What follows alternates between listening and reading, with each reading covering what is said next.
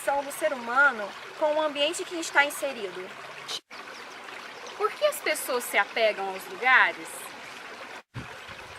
Que marcas as pessoas deixam nos ambientes que ocupam?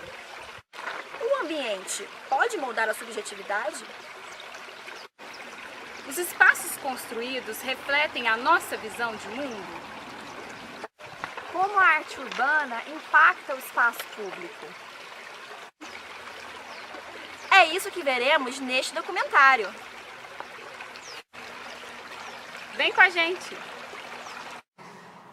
Quando eu fiz a graduação de arquitetura, eu senti muita falta de uma disciplina que abordasse a psicologia, porque a psicologia é a arte de ouvir o outro, é o acolhimento dessas necessidades do ser humano. E a arquitetura nada mais é a arte da estrutura, que você vai traduzir essas necessidades e fazer algo concreto, algo que acolha todos os desejos da sociedade. E o urbanismo é esse conjunto da arquitetura, da cidade, pensando nos cidadãos que vão ocupar esse espaço. Então eu acho que a psicologia ambiental tem muita importância na arquitetura e ela é a base, porque sem a psicologia nós não conseguimos decifrar o que as pessoas precisam, não conseguimos construir os sonhos delas. Psicologia ambiental é uma área da psicologia que estuda como é que as pessoas se sentem em relação aos lugares em que elas moram, trabalham, né? Então, a psicologia estudou o ambiente já há muito tempo, mas há muito pouco tempo a psicologia começou a se interessar assim, como é que o ambiente construído interfere nos fenômenos psicológicos, na percepção das pessoas sobre os lugares, né? Como é que, por exemplo, a vida no campo é diferente da vida urbana em termos psicológicos. E isso não faz muito tempo que a psicologia começou a estudar. Então esse campo de estudos assim é o da psicologia ambiental, né? E a psicologia ambiental, por exemplo, estuda coisas como todos nós temos uma maneira como nós nos identificamos, quem a gente pensa que a gente é. Como é que essa nossa identidade se relaciona com os lugares em que a gente morou, né? Existe, por exemplo, uma identidade urbana e uma identidade rural, quer dizer, as pessoas que moram nas cidades têm características identitárias próprias, assim. E uma outra coisa que a psicologia estuda é em relação aos afetos, né? Se as pessoas gostam ou não dos lugares, por que gostam, por que não gostam. Então, muitas vezes a gente encontra casos assim, muitas vezes é assim, né? Que uma pessoa se identifica muito com o lugar em que ela mora, ela sente que ela é dali, mas ela não gosta daquilo. Isso é um sofrimento, né? Você sentir que você é de um lugar que não gosta, causa sofrimento. E por outro lado, às vezes a gente gosta muito de lugares com os quais a gente não se identifica, né? Então, eu não sou um caiçara, um habitante da praia, mas eu gosto da praia, por exemplo, ou alguma coisa assim.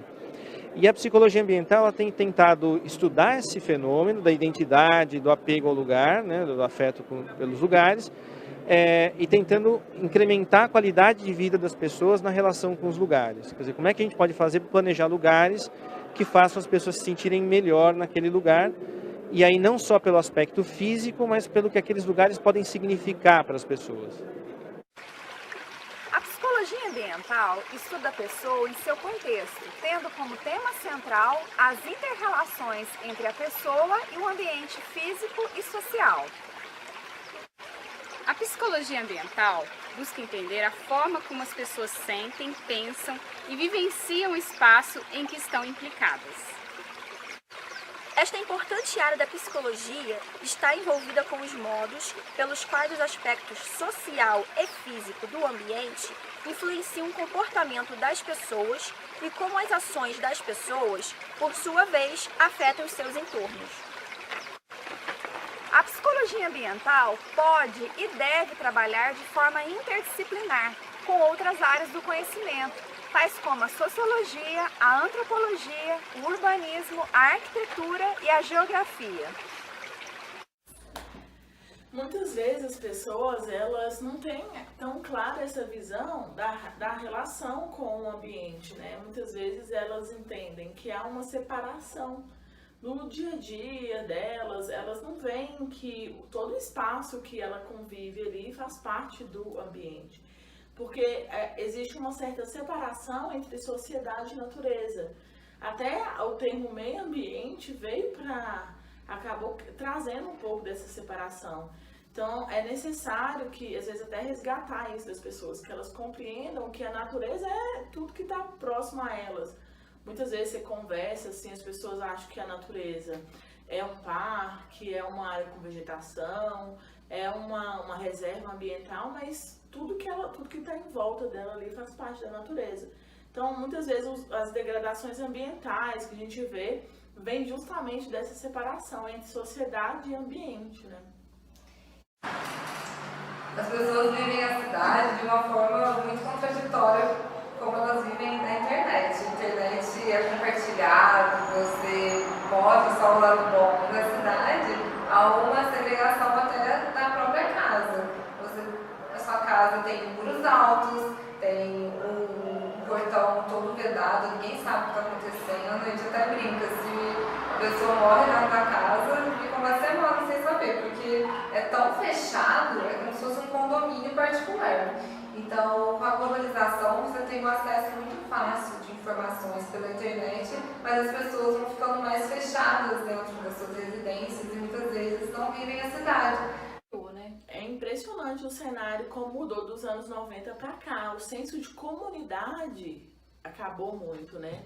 A gente tinha muito essa questão de um vizinho ajudar o outro, iam para portas das suas casas, né?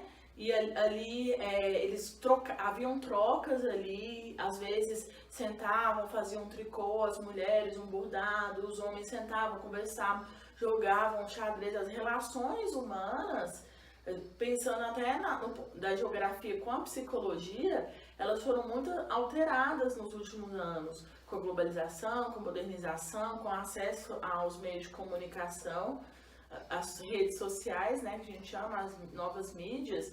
O que ficou mais afetado, que a gente vê, assim, nas cidades, até de um ponto de vista dos lugares que a gente passa, é isso.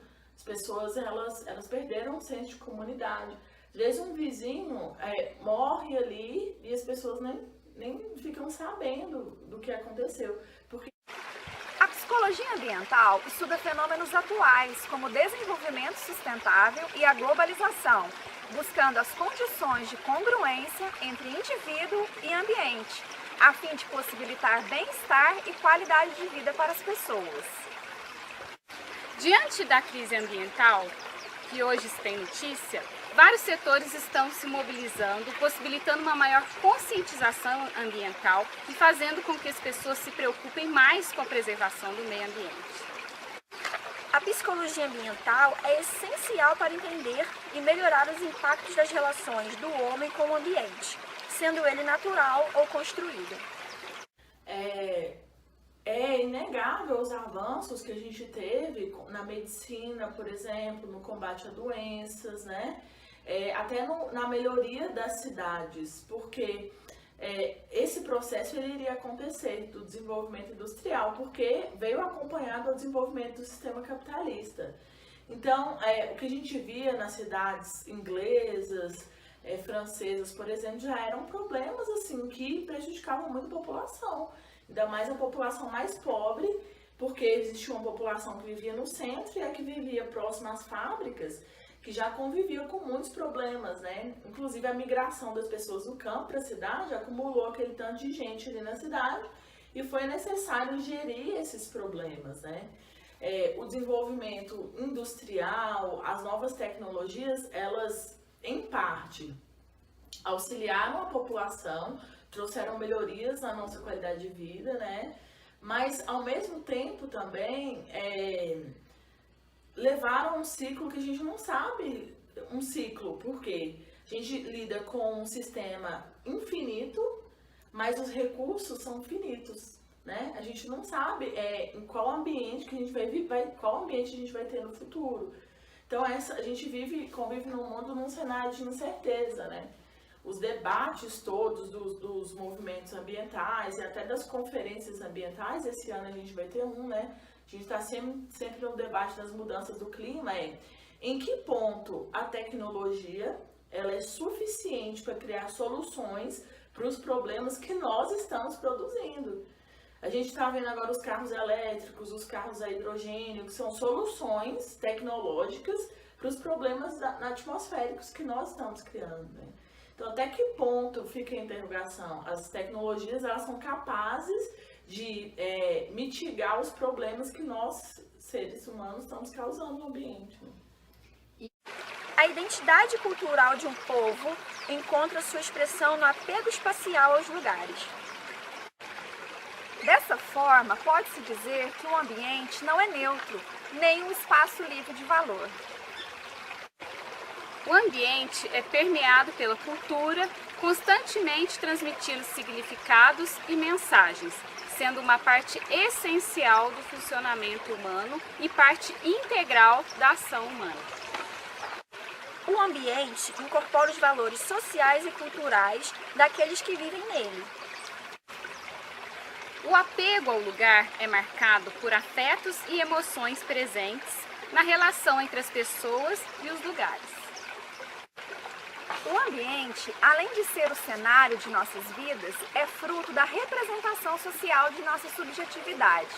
Contribui para esse pertencimento, essa sensação de apego, essa cola, né, da pessoa ao lugar.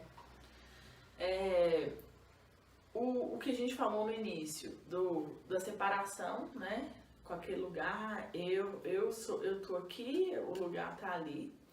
E no Brasil, principalmente a migração do campo para a cidade, porque a população tinha um modo de vida ali, ele sai daquele modo de vida, né, e ele vai para a cidade, que ele vai ser uma mola para a produção. Então, acaba que ele vai perdendo suas tradições, os costumes, os modos de vida que ele tinha lá para construir um modo de vida novo, né? Uma coisa que a gente pode falar também é os povos, né? Como que eles estão construindo esses lugares? Na geografia a gente fala topofobia, topofilia e a topodepredação, que é a morte do lugar, né? Nós temos cidades que elas mudam muito a configuração do dia para a noite, né? Às vezes até por impacto. A gente vê as cidades de Mariana, né? Teve lá uma região em Mariana, um distrito de Mariana, Brumadinho inteira. Quando Belo Monte, toda a região ali do Xingu, quando você faz uma grande construção ali ou um impacto ambiental, a gente não sabe que a topodepredação leva à morte do lugar. E junto com aquele lugar, as tradições que estavam ali. Todo domingo as pessoas iam para aquela praça, para aquela igreja, elas se sentavam, tinha feiras populares ali, tinha grupos de mães, grupos religiosos, eles vão perdendo essas tradições, esses costumes que vão se perdendo, né?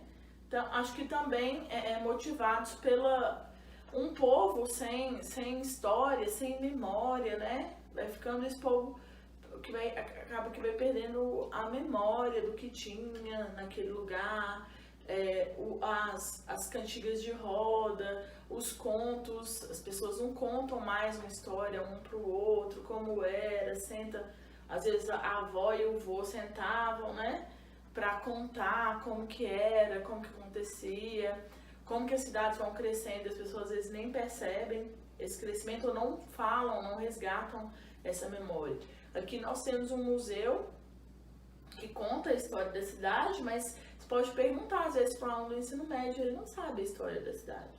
Como que começou a fundação, qual foi o ano, quem começou, quais foram os personagens da história, né? Qual foi a origem da cidade. Às vezes a pessoa está aqui, usufrui, consome, vive na cidade, mas não conhece, não tem a memória. Então, o Brasil em si sofre muito com esse problema da memória, né? Acho que é das coisas que resgatam o pertencimento das pessoas, as identidades.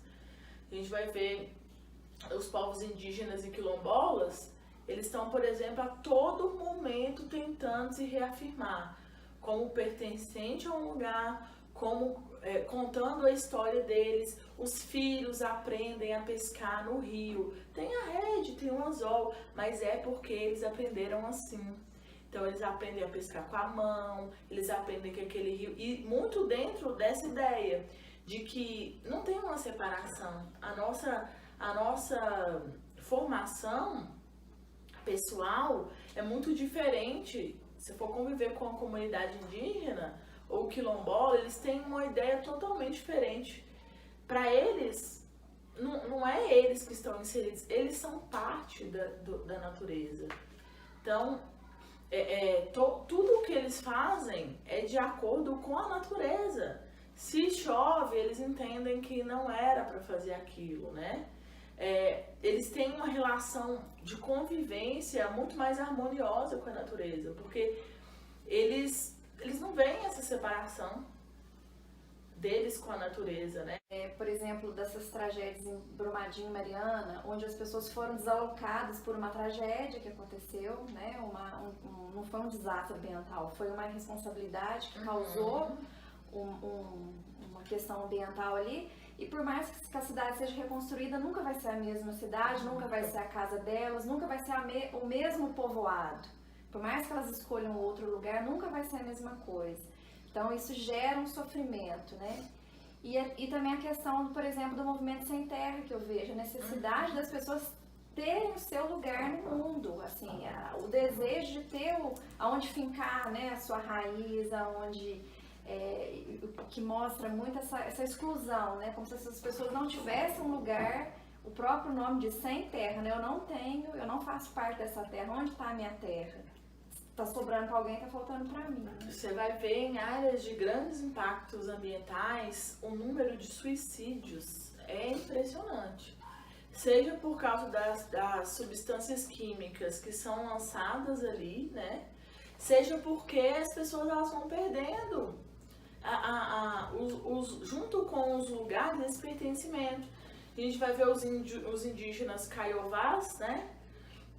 Guaranis caiovás, que foi um episódio muito fatal no Brasil, porque eles estavam se suicidando demais. Por quê? As cidades em volta cresceram, eles perderam espaço, muitos foram acometidos pelo alcoolismo, eles estavam perdendo o modo de vida e eles não viam sentido, né? Suicidavam, a gente pode ver, tem entrevistas com a população, os atingidos pelas barragens.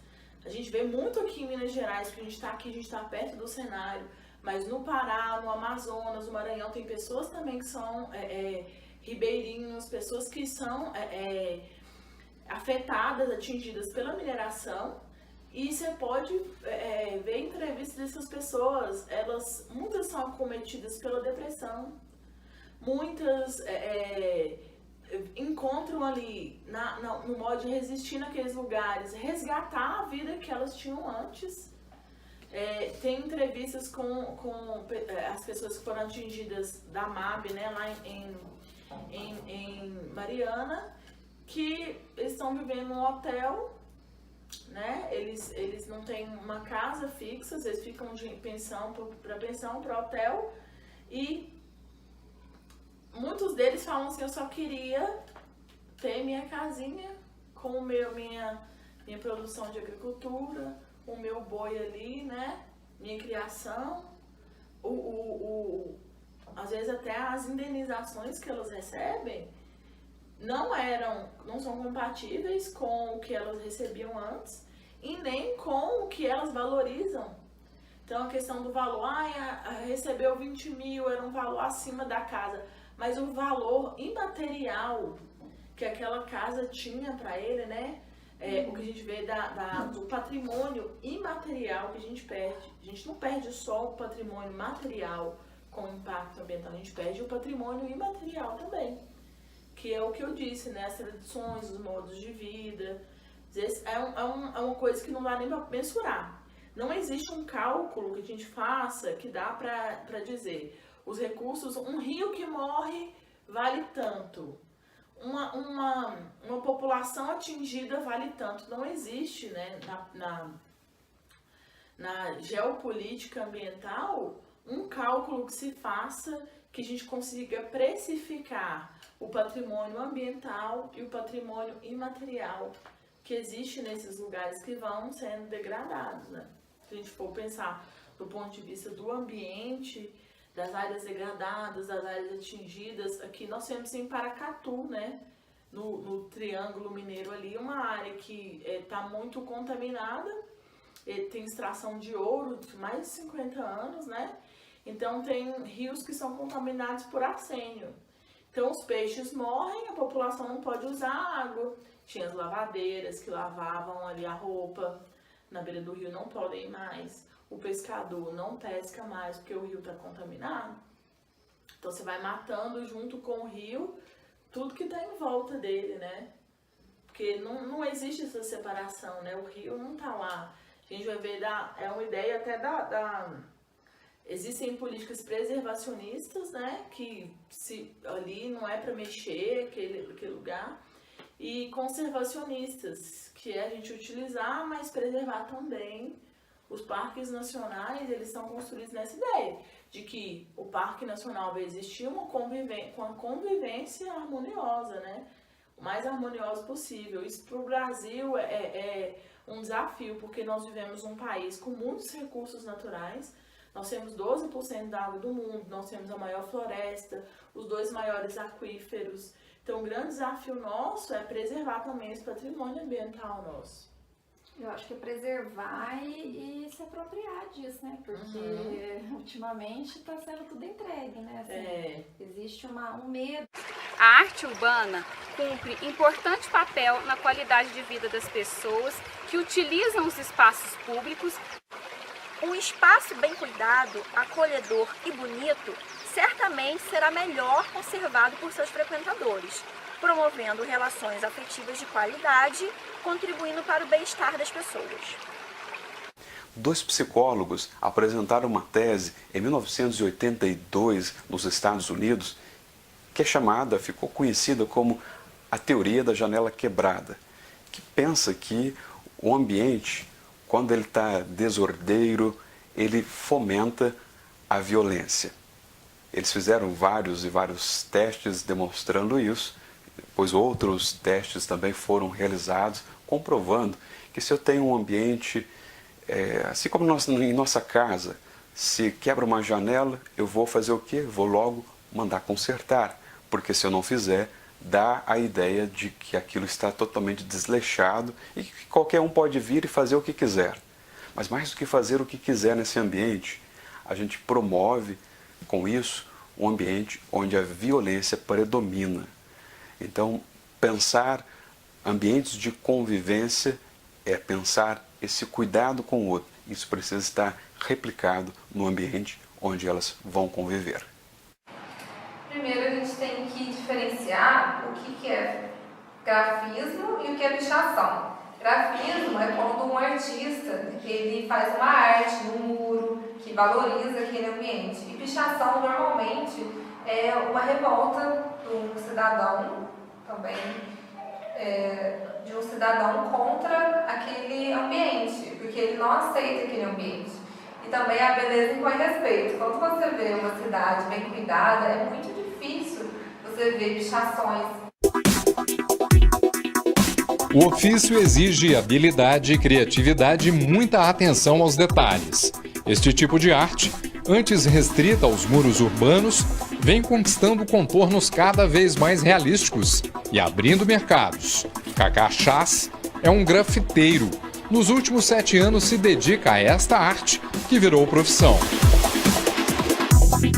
Desde pequeno eu desenhava e eu já tinha essa paixão pela arte, então eu comecei a trabalhar, a desenvolver e a pesquisar. Eu sou autodidata, então eu sempre pesquisei sobre artistas, sobre influências, o que poderia melhorar a minha arte, então eu sempre venho estudando e aprimorando, né?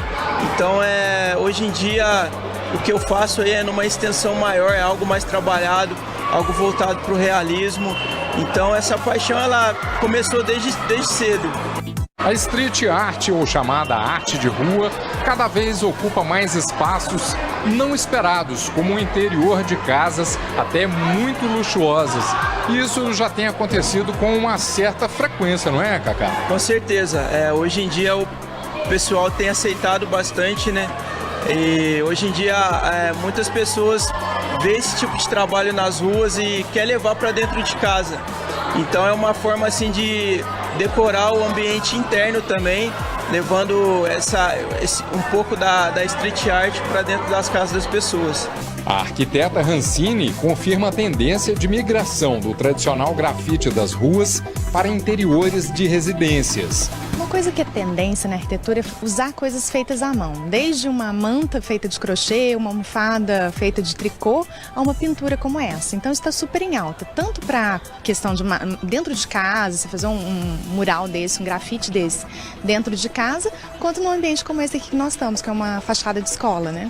E os temas são livres ou existe algum tema que está na tendência no momento?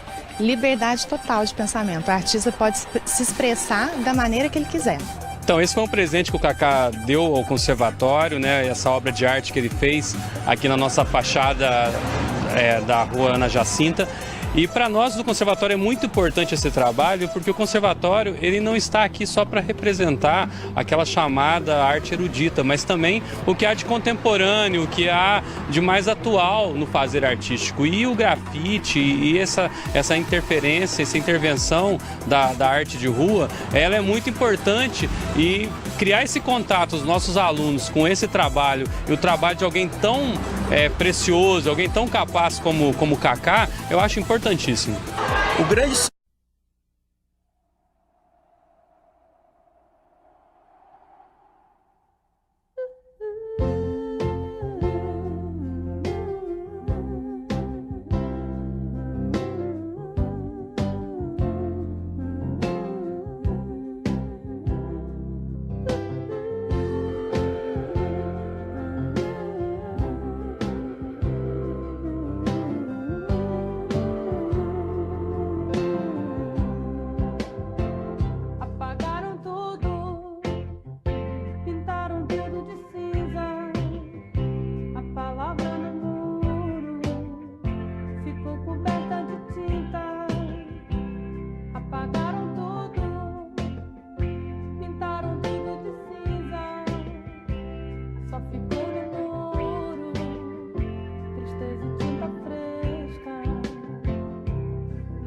passamos